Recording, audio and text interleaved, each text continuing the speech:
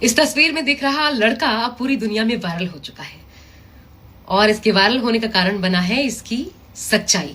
ये हिंदुस्तानी लड़का है और जर्मनी में रह रहा था और एक ट्रेन में सफर कर रहा था, जिस दौरान एक फोटो जर्नलिस्ट ने इसकी तस्वीर कैप्चर की।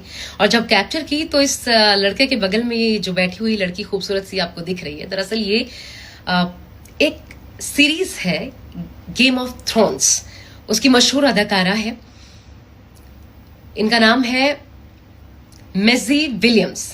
मैसी विलियम्स के साथ ये लड़का वहां पे बैठा हुआ था, इसे कोई फर्क नहीं पड़ा। लेकिन तो ये तस्वीर तो कैप्चर हो गई, लेकिन इसके बाद इस मैगजीन ने इस लड़के को ढूंढना शुरू किया। और जब ये लड़का मिला तो जर्नलिस्ट ने पूछा इससे कि आपको पता है कि आप जिस लड़की के बगल में बैठे हुए थे वो एक मशहूर अदाकारा है जिसके लाखों दीवाने हैं और एक सेल्फी लेने के लिए जो तरसते हैं इनके साथ, लेकिन आप उनके बगल में बैठे हुए थे इतनी देर तक और आपको कोई फर्क नहीं पड़ा, आपने कुछ रिएक्ट नहीं किया, क्यों?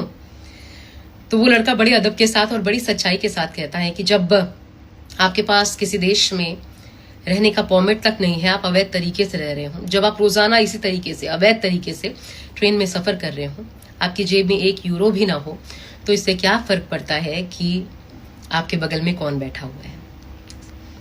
ये बात इतनी दिल को छू गई उस मैगजीन के एडिटर को कि फिर उन्होंने इस लड़के को 800 यूरो की जॉब ऑफर कर दी बतौर पोस्टमैन।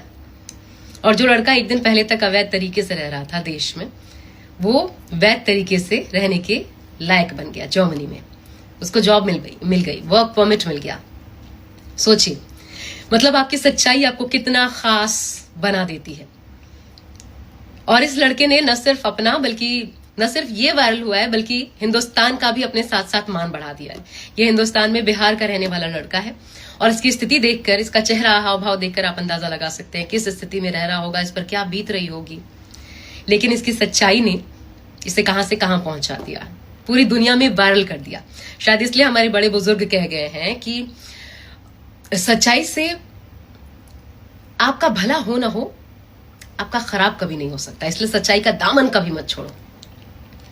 ये खबर ये अपने बच्चों को जरूर बताइएगा।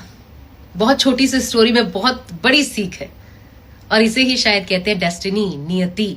किसको किस जरिए क्या हासिल होना है, ये सब कुछ पहले से तय होता है।